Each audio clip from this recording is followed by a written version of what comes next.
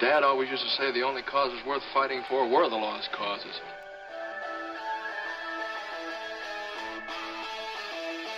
The Senator yield. No, sir, I will not yield.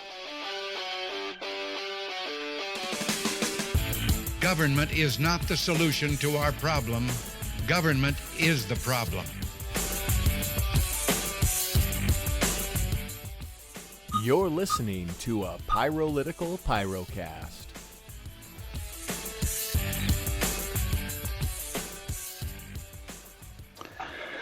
Hello and welcome to the Pyrocast presented by Pyrolitical Radio Show. Hey everyone, I'm Thomas. And I'm Randall. And we have some great topics for you tonight. You bet. Tonight we're going to talk about Donald Trump's speech, State of the Union address. And anyway, there's a lot of things that were talked about. There's a lot of things that were discussed. And now is our opportunity to kind of discuss that and see where it lies, what side of liberty President Trump fell on. Hopefully didn't stay fallen. But we'll talk about that a little bit. What do you think, Thomas? That's right. Well, before we get into this, we just want to invite you to subscribe to our YouTube channel. That's Pyrolitical Live. You just go to YouTube, look for Pyrolitical Live. There's only one, Pyrolitical, and not too hard to find. So, Randall, we were talking today about Donald Trump because I've seen that a lot of conservatives were extremely excited about his speech last night. They felt like it was a true return to a form for an American president. And so all day long on the social feeds, I've been seeing how excited they were. And question I have for everybody, including you, Randall, is why. My question is, how can anyone believe a word politician says nowadays on the federal level, especially? And do we even know if what he's saying is moral, just, and constitutional from a pure, I guess, proper role of government perspective? So what we thought is we'd spend an hour. An hour longer than most people do on this speech, and kind of break down some of his arguments and rhetoric and see where they stand on the freedom spectrum, as Randall said. So, Randall, what was your initial impression of the speech? Well, my initial impression was, if we're just going from style, unfortunately, our former President Barack Obama, he had teleprompters nailed. He couldn't speak himself out of a box if he didn't have a teleprompter, but if he had one, he knew how to read them with exactness. Our current president, not so much. He lacks in that regard. Not that that's what I solely judge him on, but that was, initial first impression was that maybe we need to give him some tips. Well, and I sometimes feel like a hypocrite because I will criticize speakers and politicians based on their delivery skills because I do think they're very important. I feel like Ron Paul was a amazing guy, but his delivery wasn't always inspiring or fiery like it was with Obama or others. And so I think sometimes we in the freedom movement don't harness the power that we have because we're not very good at delivery. Now, I will say this in church and in civic meetings, business meetings, you see speeches all the time. So if you're not a good speaker or you're listening to someone who isn't, that's about 50% of the battle right there. Right. So sometimes I'm hypocritical because I'll judge them, but then I'll also say, well, that's not what's important. It's what the message is and what the policies that back up the rhetoric, how they line up. So, but at the same time, if you're going to sell freedom and liberty, you got to be good, especially in today's world. Yeah, in order to, I guess you don't necessarily have to be the best speaker. Bernie, he had quite a young following, but Sure. I don't know that he was necessarily the best speaker. But there are, some ways of speaking, gaffes that you want to avoid, and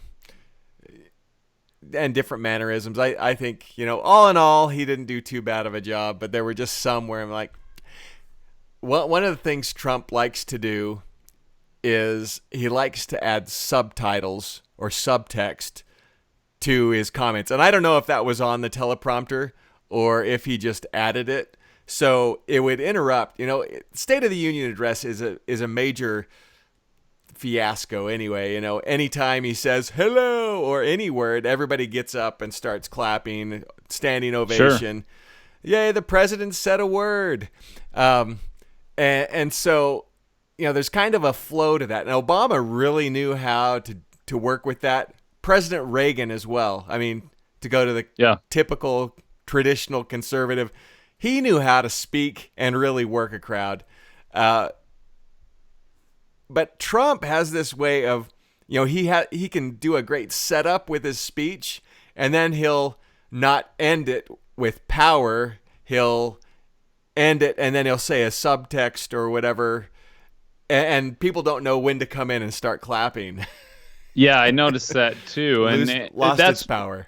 Well, that's one thing I'll say about Bernie, though, is he would often speak from just speak. He wasn't reading anything, and people really connect with people who speak from the heart. And even when Obama wasn't reading a teleprompter, he paused a lot, though, when he didn't have a teleprompter. It was really weird, and it was quite different than when he does. So right. I'll give him that. But Trump can speak off the cuff, but a lot of it's just generalistic mumbo jumbo a lot of the times. But people really connect with someone like Bernie Sanders because he speaks from the heart. And you can convince a lot of people that socialism is a pig with lipstick on it. It's still a pig, but they like him because they feel the burn. I mean, taglines and delivery are super important. So I guess we'll leave from that more superficial stuff, but I think it's totally worth talking about. Well, I think, not to totally, leave our main topic here, but we've talked about Bernie here for a second, and I just thought, that's kind of interesting because you brought up Ron Paul earlier, and Ron Paul in previous elections had a tremendous following by the youth, young Americans, college students, and whatever, because they resonated with his message. And then you had Bernie, who, really resonated with a lot of these college students for totally opposite things. And I just thought, just this epiphany, I think that one of the reasons why they both may have had these followings is because at its heart, I mean, a college student or a youthful individual that's just getting into politics, they see themselves as kind of powerless, and seeing Bernie or Ron Paul as this independent force, not part of the good old boys in Washington, D.C., but an outside force that's speaking and talking about some of the issues that they're concerned about or that they see as issues in their future. I think that's what's attracted them. So you may have even had some that were in the liberty movement under Ron Paul that ended up being in Bernie's movement for the same reason. Even just they didn't understand the opposition of the two. That's a really interesting point. It reminds me of last week when this only was something I saw because I stayed late at the Capitol in Salt Lake City last week. Senator Jim Debacus, who is the most progressive senator or politician in our state legislature. He's gay. He's, he founded Equality Utah. Like he's a really happy progressive guy. As Utah. Yes, he's a very happy gay. And so he's a gay. So there you go.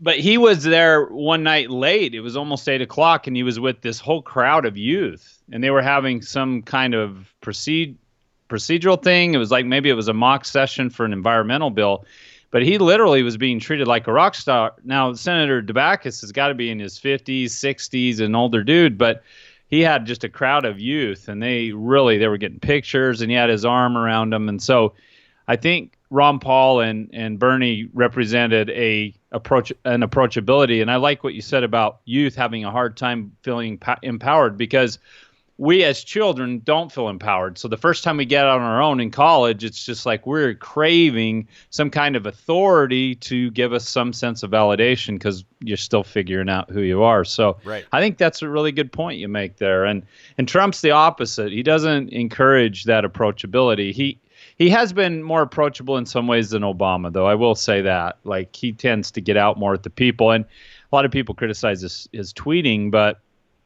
I don't have a problem with the president tweeting. I actually find it's probably just the way it's going to be. Maybe not to that level with others, but this is our life now. Druggies are looking for their fix. Trump's just looking for a tweet. Just give me the cell phone. I need to get my midnight tweet in. And political junkies are getting that from Trump. He's the dealer. So Right. There's always something to look at.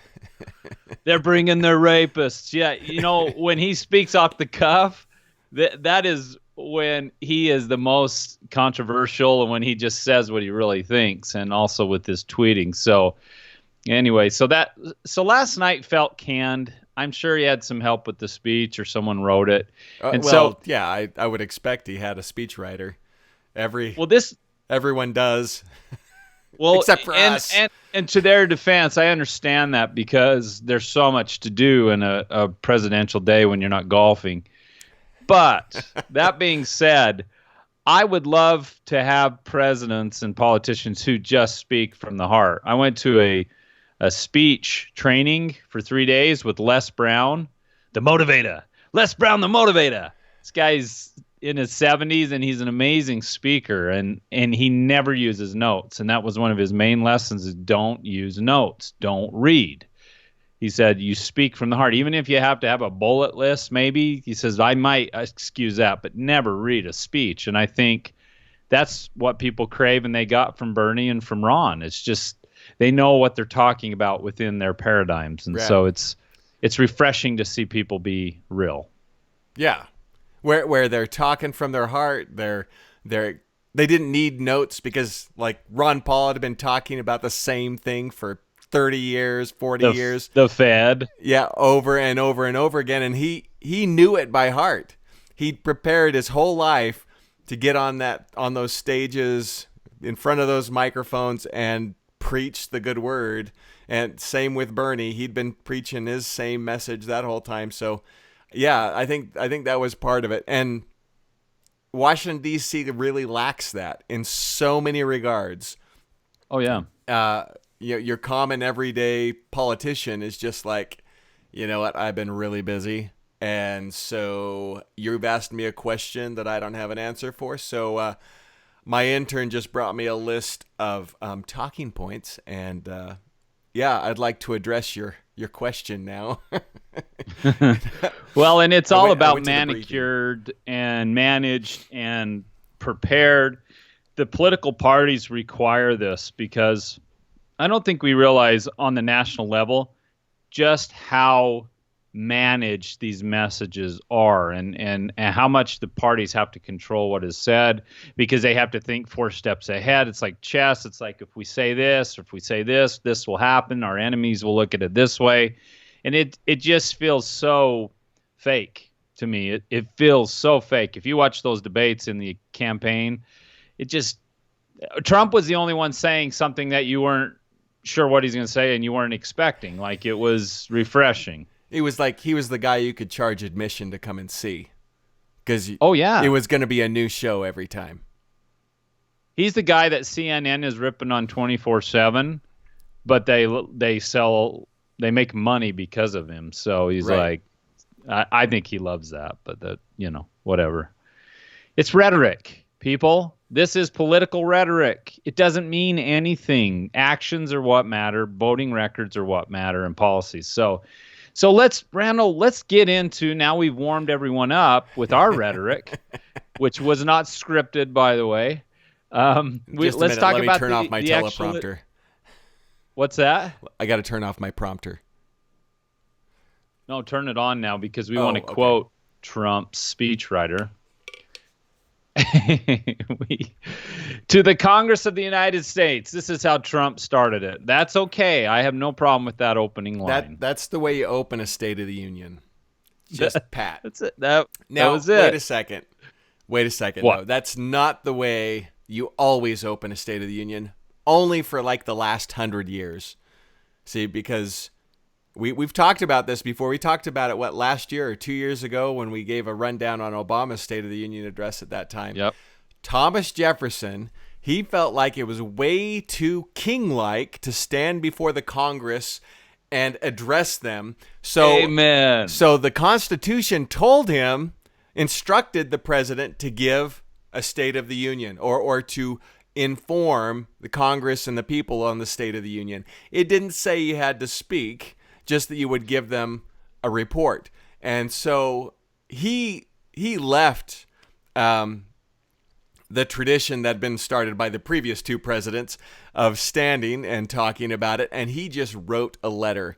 And that was followed, because he's like, I don't want to look like a king. I'll just tell him how it is, and that's it. I don't want to address him. Anyway, so he wrote a letter, and that was followed up until what? Woodrow Wilson, right? Oh, yes. 1911? Woodrow Wilson decided to speak. He had to speak. He had to appear. Aha! Oh, President Wilson, the I'm not amazing. going to write a letter. I'm going to speak it out. Well, and I wonder, Randall, do you think Thomas Jefferson would have done the speaking if he lived in today's era with TVs and media? I just wonder, because back then it was a little easier to be more, well, the public expects it, and so does the media. So how do you resist that temptation to be seen and heard? I don't know. Well, just it like would anything, be refreshing. You just have to have the individual be have enough self-confidence in themselves to be able to say, you know what, I don't need to do this. It's not a requirement, and I believe it's a violation of my role under the Constitution. No, I'm not going to do a State of the Union. I'm going to write a letter. I'm going to do it. Yeah, but the media would excoriate him for doing that, and then he speaks, and they excoriate him for doing that as well. So it's like you can't win. Well, but that's the thing. You probably heard the story of there was a visitor that came. Thomas Jefferson had the White House open. Whoever would come and visit, and I think it was a French writer or reporter came to visit him in the White House, and that day in the headlines were all these just vile reports of how awful the president was for this reason or that reason. And he said, "What do you think about this?" He said, "I don't know. It's not my problem." It's like, wait a second. He's writing all about you. He's like, that's his right. So what? Okay. Thomas Jefferson has been accused of fathering children with his slave, Sally Hemings. They did extensive DNA research and found it could have been one of his offspring, could have been him, could have been one of 5 different cousins. Like, it was never proven conclusively. But I read a report that his daughter had seen in the newspaper these allegations when he was running, that he had fathered children, and she was concerned about the allegations. She went in there and threw the paper down, and you know what he did? This is reported. She wrote this. He looked at it, she asked him about it, and all he did was laugh. And he never commented on it publicly. And within his character, I don't think that was even possible. But if he had a child with a slave, I mean, nowadays that's diversity. So he should be a hero if that's the case. Even. It's not possible that he could have fallen in love with the slave, but there's no evidence to back that up. So, and I actually heard someone in the media the other day assert that he was one of the presidents who didn't have a legitimate son. But I'm like, well, why would you say legitimate? Anyway, they're still running on about something that's never going to be provable.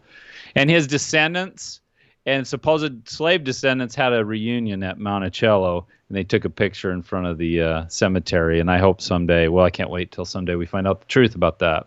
And then he'll probably just laugh at everybody.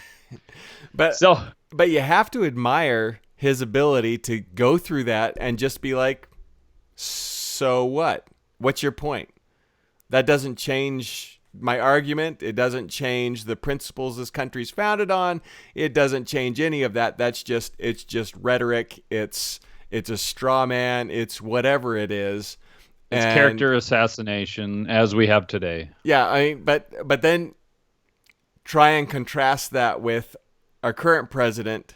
I mean, and the vicious midnight tweets exchanges that have gone on between him and other people because he didn't like what they said, or him, executing Arnold Schwarzenegger for his performance on The Apprentice. Who cares? You're a stinking president. At the prayer breakfast, yeah. I just think it's hilarious because that is probably the most un-Jeffersonian behavior that he has.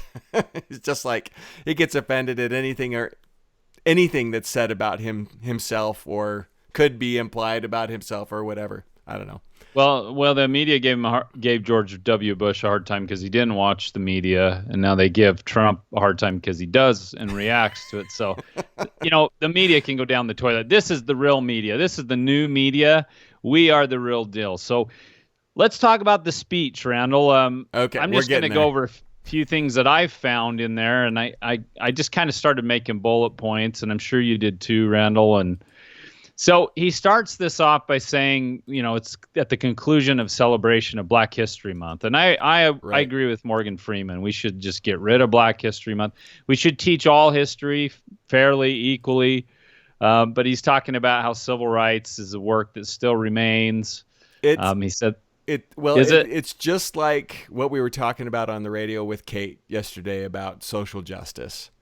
See, Black History Month goes not only to reinforce slavery, but it becomes like the sacrificial lamb that guilty white males can throw down as an offering before the social justicites or whatever you want to call them. They can say, "Oh, well, so I understand why Trump did it. I don't think he should have, but I understand he's trying to placate that group." Insane. Well, he goes into something different. He talks about recent threats that have targeted Jewish community centers, vandalism of Jewish cemeteries. There have been, according to the media, over 100 threats made across the USA against Jewish centers, which was interesting. And then he brought up last week's shooting in Kansas City. He says, while we may be a nation divided on policies, we are a country that stands united in condemning hate and evil in all its forms. Fine. Yeah, that's fine. Nothing wrong with that. And then he finished by saying, each American generation passes the torch of truth, liberty, and justice in an unbroken chain all the way down to the present. And I said, that's great sentiment. What does that actually mean? I don't understand that. In fact, a lot of the speech is in this category. Like, the torch is in our hands. We will use it to light up the world. I'm here tonight to deliver a message of unity and strength, and it's a message deeply delivered from my heart. Maybe that's true. A new chapter of American greatness is now beginning. National pride is sweeping across the nation. A surge of optimism, finally in our grasp, witnessing the renewal of the American spirit. Our allies will find that America is once again ready to lead. All of the nations of the world, friend or foe, will see that America is strong, proud, free. Now, Randall, my question is, what is all of this based on? I don't get it. Who's he saying this about, based on what? It's just like, it feels good, and I don't mean to be a negative Nelly, but it's like, what is this thing? Did I miss it? I always had these feelings, but apparently there's this renewal going on. What is it, Randall? Where does it come from? Well, he's still referring to the election. The election? Yeah. He's trying to say this renewal happened. Obama didn't get back in office. Well, the law said he couldn't, so he didn't run again. That's a good point. I wonder if he'd been reelected. I don't know. That's a good question. I don't know. Some may have seen him as a more stable influence than definitely a Hillary. I mean, she already lost to him twice. Right? Anyway, so I think that's what he was referring to, is that, the people voted me in, and, some reports say that it was the biggest landslide in history. Not so much. But that's the reawakening that they're talking about. So, every election since Reagan, they've all been bigger than the one Trump won. Like, they did better and got more of the Electoral College than he did. So, in fact, Reagan's was the biggest in history. He got the Electoral College vote. So, it wasn't as impressive as Trump. But here, Randall, I have proof that you're right. Okay. He was talking about the election because just a few lines down, he says, in 2016, the earth shifted beneath our feet. The rebellion started as a quiet protest spoken by families. When he started saying that, I was like, what? Did I miss? Was there like a massive earthquake or something? Oh. And then as he went on, I was like, oh, okay. You're still talking about the election. That's great. Okay. Well, continue. It happened with all colors and creeds. Families who just wanted a fair shot for their children and a fair hearing for their concerns. But then the quiet voices became a loud chorus as thousands of citizens now spoke out together from cities small and large all across the country. Finally, the chorus became an earthquake, and the people turned out by tens of millions. And they were all united by one very simple but crucial demand that America must put its citizens first, because only then can we truly make America great again. Oh, okay. He was talking about the election. Yeah.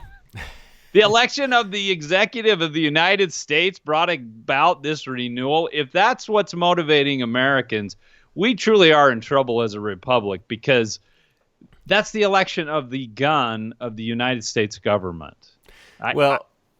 So we talked about that, but the line right before that, where he talks about 2016, I think is important to note, because it said, "And we've spent trillions of dollars overseas while our infrastructure at home has badly crumbled."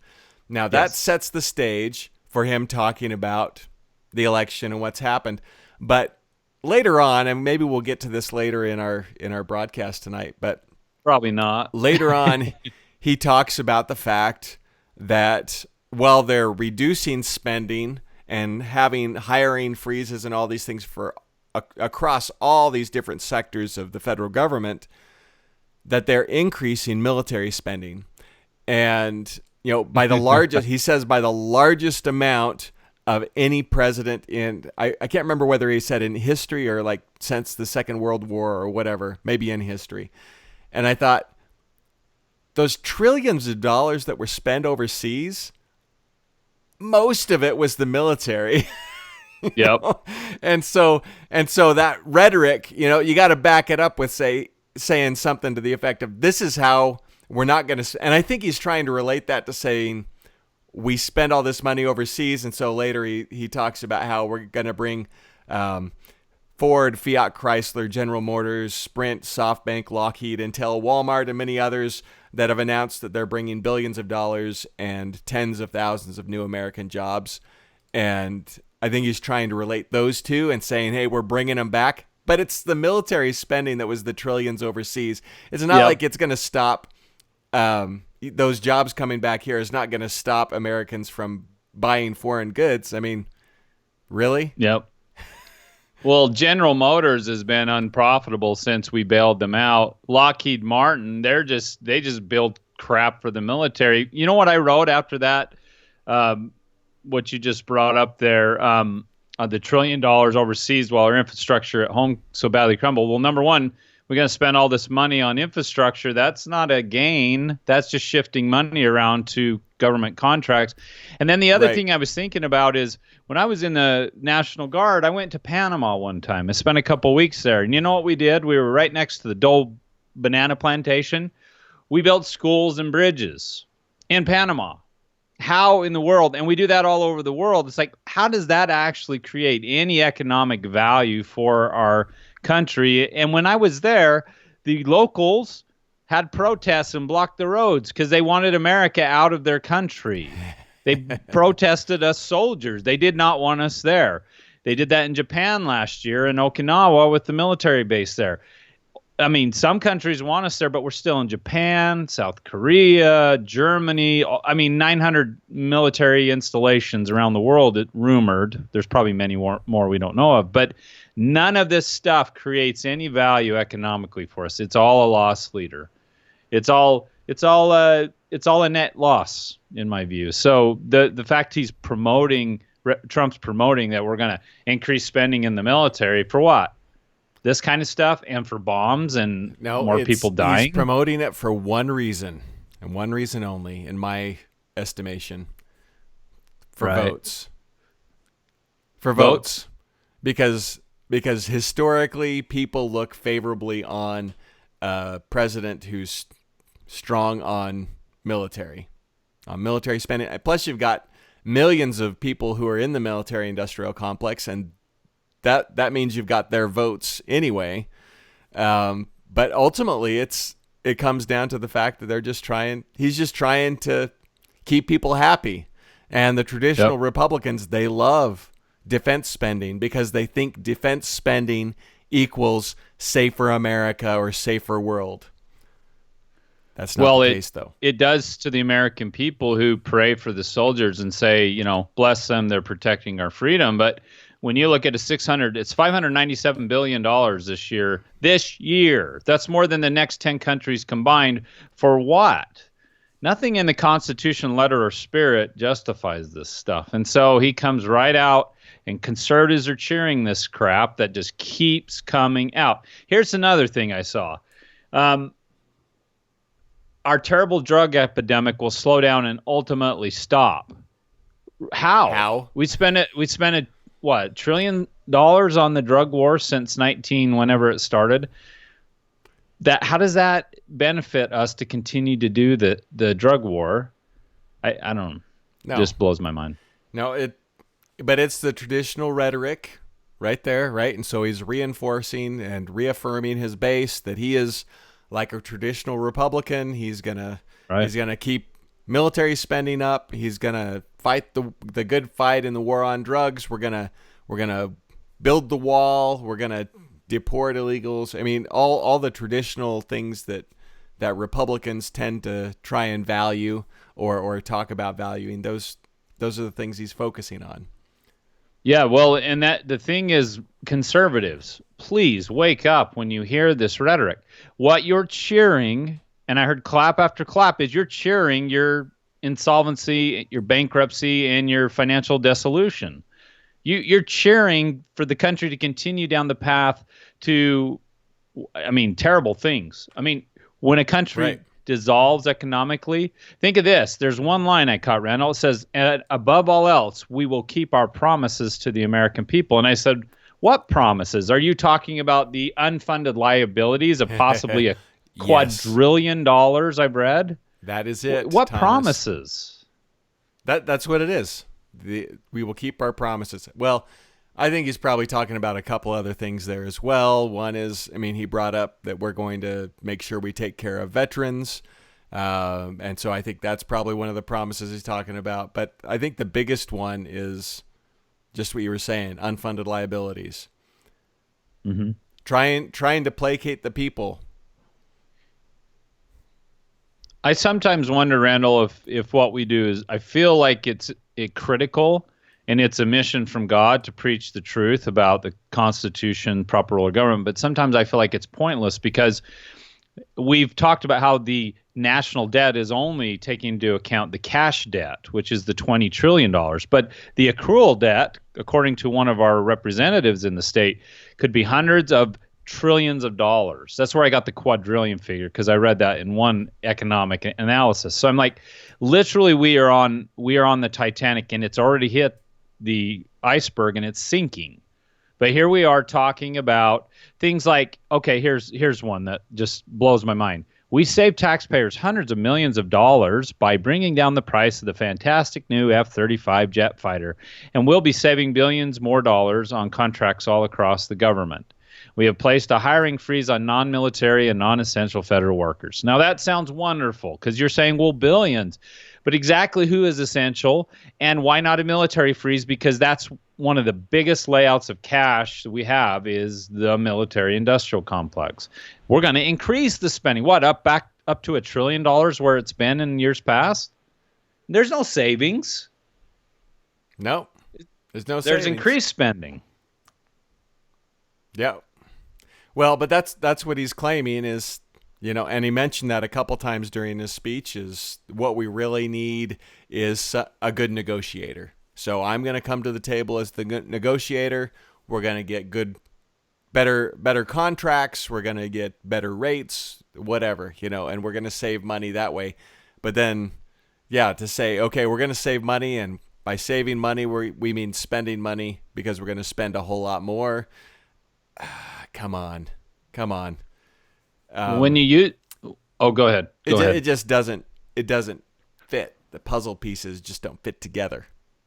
Well, I don't like rhetoric when the executive talks like a king, meaning we're going to spend on this and we're going to save money on this. It's like the spending bills and the budget's supposed to originate from the Congress, the House of the people. The president can create a budget and submit it, but ultimately it's Congress that has to approve that, or it's supposed to be that way. And so what aggravates me is when he talks about infrastructure and all of this spending, I'm like, you shouldn't be saying anything about it. You should just be getting a handout from the Congress, and then you just do what you can with what they're willing to give to you, which puts the condemnation on Congress, which puts the condemnation on us. But Congress doesn't want to take that responsibility. They keep voting it away, just like they did the War Powers Act to say, hey, the president can go to war when he wants.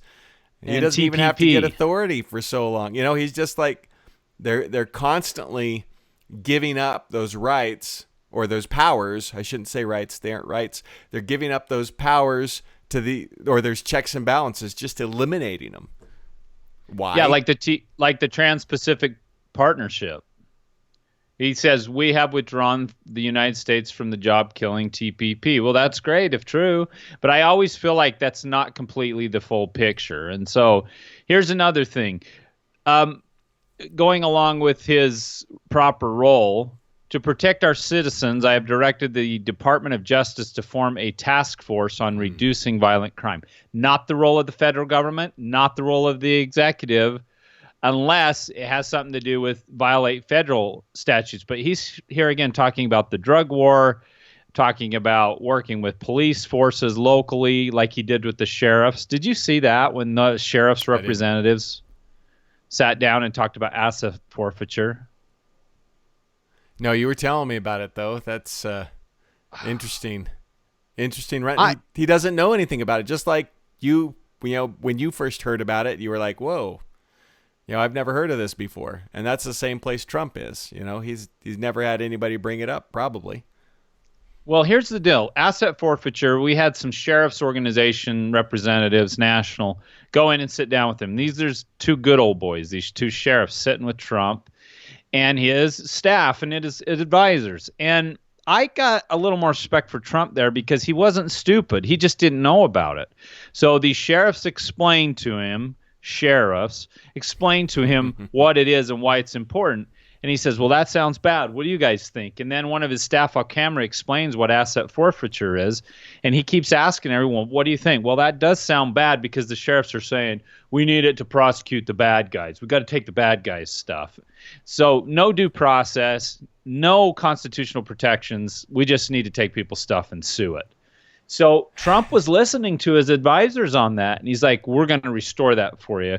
And the sheriff's representatives are happy. And I thought, Trump's not dumb. If he just had the right advisors, he might actually make the right decision on this because he was really listening and he wasn't stupid. He just was getting the concept and he was getting the wrong side of the argument, and it wasn't his fault. This is just like the conversation we were having yesterday about legislators, and they're in the same boat. They can't know everything, but yet they go up to Capitol Hill and they're voting on bills across the spectrum. And that's why it's important for citizens to be involved, to be able to talk to them and say, hey, you know, this bill is awful. You know, It violates these principles. Oh, yeah. Like your conversation with our Senator Don Ibsen. He didn't understand it. He was going to vote for it based on the fact that it was another fee for the marriage license fee. But because you educated him, he could then make the vote based on the fact that he was now educated and understood it. And this is the case for all levels of government. If they don't have a foundation of principle, then they will understandably make awful decisions concerning all sorts of different things. But when we as citizens, or when we find out that we have the ability to be an advisor, if we don't take that opportunity to educate, to help them learn the principles surrounding it, then it's on us when they make a bad choice too, as much as it is on them for their poor choice. Well, that's what I was asked by Kate Daly yesterday, is why was it worth going up there? And I said, yeah, because I had a spiritual experience, meaning I felt blessed for doing my duty as a citizen, and I have felt awesome to be talking to our legislators and giving them a different perspective. Whereas the senator was like, I don't like increased fees. I was like, no, do you really think government should be in the marriage counseling business? Is this the proper role of government? I asked him. And that was the right point, because he's like, no. It's not the proper role of government. No. So But that's the question which should be asked first and foremost by every legislator, by every president, by whatever. Is this the proper role of government? But most of them, I won't say all because there are some gems out there, but most of them don't even think it. They just assume because they've got a bill in front of them that's discussing it that, well, we must consider that this must be a role of government and we need to discuss how we're going to implement it. Rather than saying, no, 99% of these bills we can just throw away. Not the proper role. We really could. Well, and if we threw away most legislation or didn't even pass a law one year, the predictability within the market for companies would produce a lot of prosperity because companies could predict what the government's going to do. A lot of times they have to make unnatural decisions based on what laws or legislation is going to come up. I wanted to bring something else up that he said, and I think it's very important. He said, for this reason, we will begin the construction of a great wall along our southern border. It will be started ahead of schedule. When finished, it will be a very effective weapon against drugs and crime, not unless people stop wanting drugs. And then he says he's developed, or he says we cannot allow a beachhead of terrorism to form inside America. And then he said he's taken steps to keep our nation safe, to keep out those who would do us harm. So here's something I want to throw out, Randall. Get your input. He said, I want to talk about the war on terror, or the war of terror, terrorism in general. And let's talk about a little history for a minute. On the one hand, we want a wall to keep out the bad guys, right? Americans are afraid, and granted, there are some bad elements that come in, so Trump was right on that. But we want this wall to protect us. And on the other hand, we want worldwide warfare, including the drug war and the welfare state. So what it does is, by taking a position where we dominate the world, we run all these multiple wars, we have to build a wall because of all that blowback that it creates. So we want a wall to protect us. But James Madison was very clear about the danger of standing armies. He says, of all the enemies to public liberty, war is perhaps the most to be dreaded because it comprises and develops the germ of every other, because war is the parent of armies, military-industrial complex. From these proceed debts and taxes, and they are the known instruments for bringing the many under the domination of the few. In war, too, the discretionary power of the executive is extended. It just goes on, but it said no nation can preserve its freedom in the midst of continual warfare. So, Randall, why do we keep doing this to ourselves? Why do we keep protecting ourselves from the things that we ultimately cause? Well, I think it's interesting because many Americans would say, on the one hand, that they think James Madison, Thomas Jefferson, well, all the founders were amazing and they just love and respect them. But when they talk about something like that, military, they either think, well, they don't understand because they were in an agrarian society. They didn't have the same problems that we have today. Or they think, well, just on that point, they're just idiots. They aren't as smart as I am about military spending, or whatever. But they it's like they lose their mind when it comes to military spending. And even though they may love the founding fathers and love the Constitution, this inherent action, that happens. I mean, it's incentives, like you talked about before. Government is the gauntlet of self-interest, with everybody trying to keep their own. You got to believe and understand that people who are in the military have self-interest, and that is to keep their job, or it is to do certain things. They've got certain agendas, and you can't assume that it's all benign or it's all benevolent. But it was just kind of interesting that the camera focused on the chiefs of staff or whatever, or main generals, when he was talking about increasing defense spending, and they were just very, yeah, do that. We like that. Keep going. And keeps us in business. Keeps us employed. It's like, so on the one hand, it's like a lot of conservatives want to just vilify somebody who talks about reducing military spending or getting out of wars because they've bought into the idea that that's how you fix the problem. And the only way you do it is by fighting. But if that's the only way, the founders were talking about that very thing. No, it's a problem. So what do? If we haven't been able to fix it for 100 years of war, maybe we should try a different approach. Well, I think it's very important. Okay, this line is very condemnatory of our nation and of the presidents of the past. Trump says this. He says, I directed the Department of Defense to develop a plan to demolish and destroy ISIS, a network of lawless savages that have slaughtered Muslims and Christians and men and women and children of all faiths and beliefs. We will work with our allies, including our friends and allies in the Muslim world, to extinguish this vile enemy from our planet. Here is the reality. I've been to Israel and I've been to Jordan. I have talked to Muslims about this. Muslims around the world see through the rhetoric that Americans gobble up from their leaders. The fact is the U.S. government has possibly killed at least 30 million people since World War II through the military-industrial complex.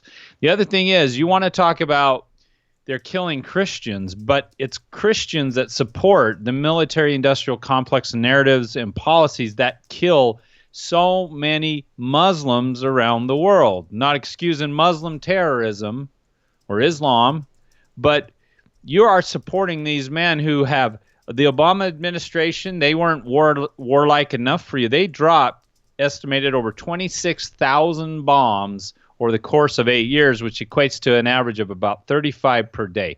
Where will those bombs drop? Which countries? What types of bombs? Who were killed? How many innocents? You can't even fathom 35 bombs being dropped per day in the world and how much damage and harm that causes. And then I go over there to the Middle East, and it's like they hate America, but it's not like George W. Bush lied about for our freedom. It's because literally they're being blown up. And they have their collaborators in the Muslim world, which conspire with the CIA and with the other Defense Department agencies, and they sell their own people out. I mean, we can't assume all Muslims are evil or all Muslims are good. They have their collaborators with the CIA. Osama bin Laden was a famous one who collaborated with the CIA forever, and Saddam Hussein seen pictured with Rumsfeld. We have to assume that the Muslim world, despite their ideology, they have their evil and their good over there. Because that's over 1 billion people. You cannot assume there aren't a lot of good Muslims. That's impossible. Yeah, well, it's just the same with, I mean, look at our own country. I mean, we probably incarcerate way too many people, but we incarcerate people who are bad, but that doesn't mean we lock everybody up. No, we do. If they have pot, we lock them up we for lock, more years than gun things. We lock them up by putting a wall on the border. It locks us up. It keeps us in. But yeah, you talk about the fact that, you know, they may have different ways of doing things, or we may misunderstand maybe some of the Muslim world. I know I'm trying to remember his name, Rick Steves. He's got a great hour-long presentation he does on. He was invited to do a travel video by members of the UN to do a travel video on Iran, because the United States, I mean, U.S., you just can't visit Iran as a U.S. citizen. It's just almost impossible. Right. And consequently, most people don't really know much about Iran unless, you know, they hear about him on TV somewhere. But one of the most telling things that he found, and I think it's fantastic, is he was driving in the car with their driver, and they don't have any stoplights in Iran. They just, you kind of get to an intersection, and if there's a lot of traffic, you just kind of have to slowly work your way through. Anyway, so he was with their driver in their car in this day. There was a lot of traffic, and his driver just said, "Death to traffic." He was like, "What? Wait a second. What are you saying?"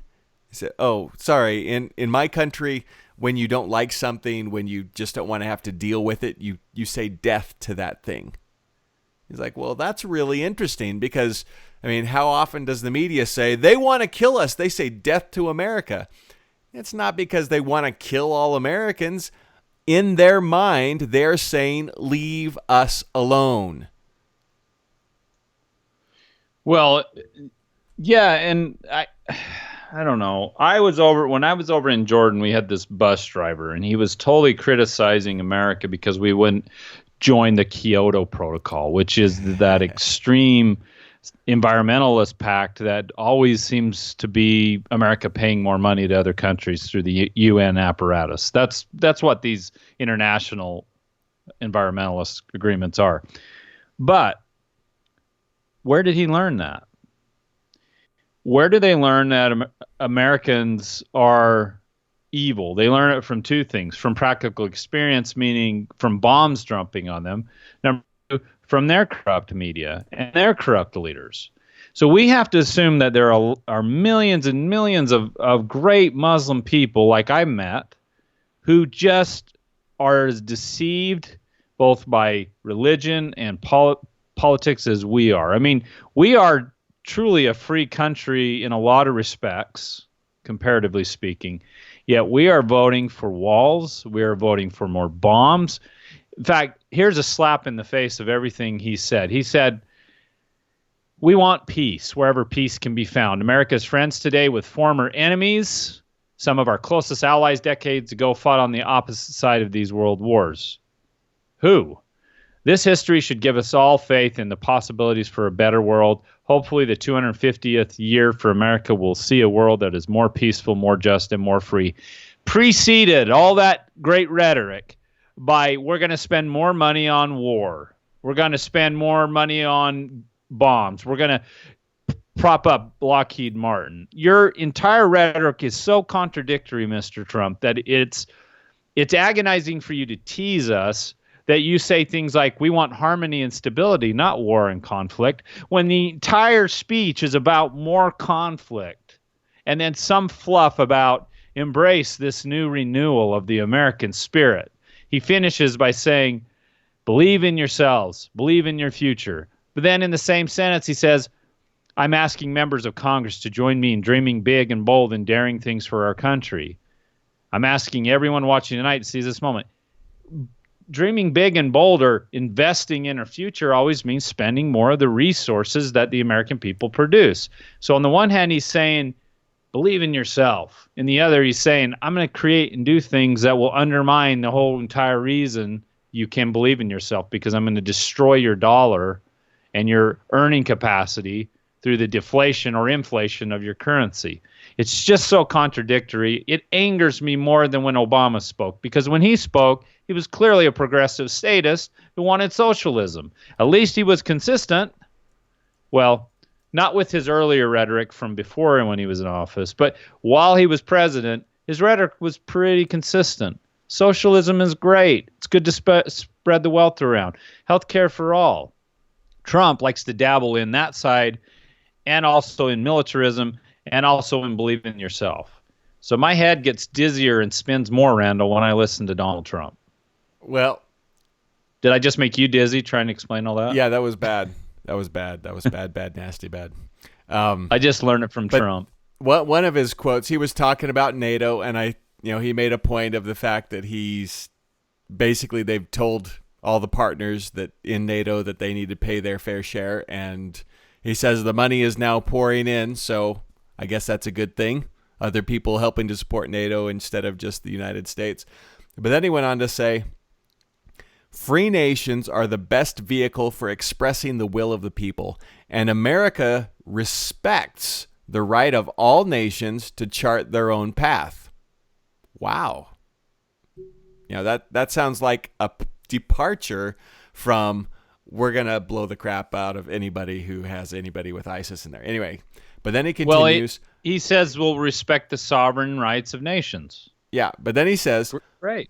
My job is not to represent the world. My job is to represent the United States of America.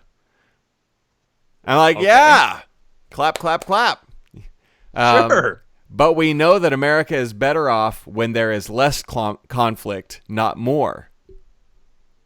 Okay, so we're building up the military even bigger because we want more conflict. But then he says, we must learn from the mistakes of the past. We have seen the war and destruction that have raged across this world. The only long-term solution for these humanitarian disasters is to create the conditions where displaced persons can safely return home and begin the long process of rebuilding. America is willing to find new friends and forge new partnerships where shared interests align. We want harmony and stability, not war and conflict.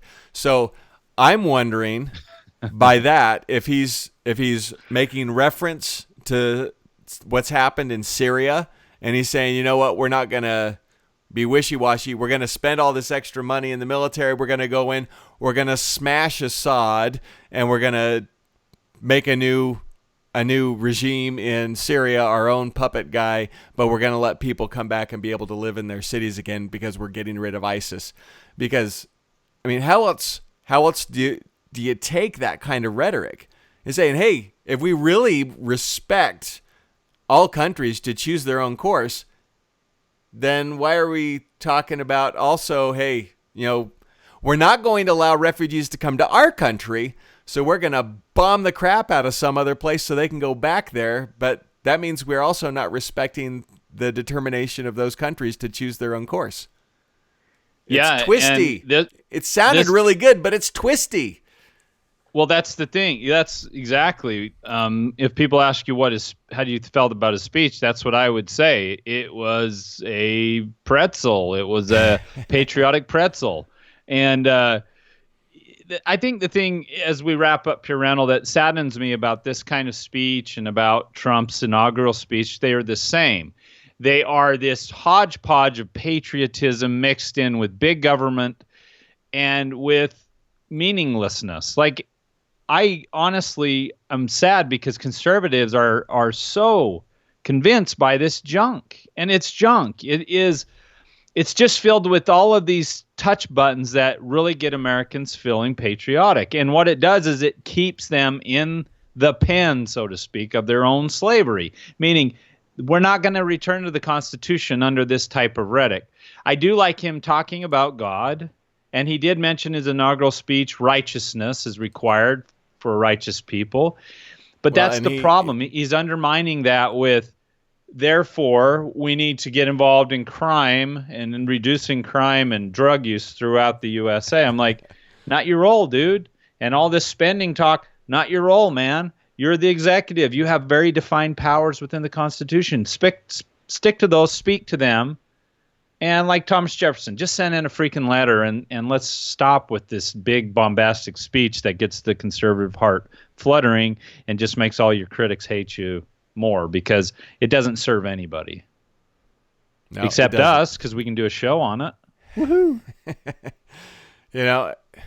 I think overall, just as we're wrapping up here, I think overall he did a much better job with this speech than he has with a lot of his others, and maybe it was because he had the teleprompter. I don't know, but I'll give him props right there, and he did have some great rhetoric in several spots. We'll see what actually happens over the next 4 years.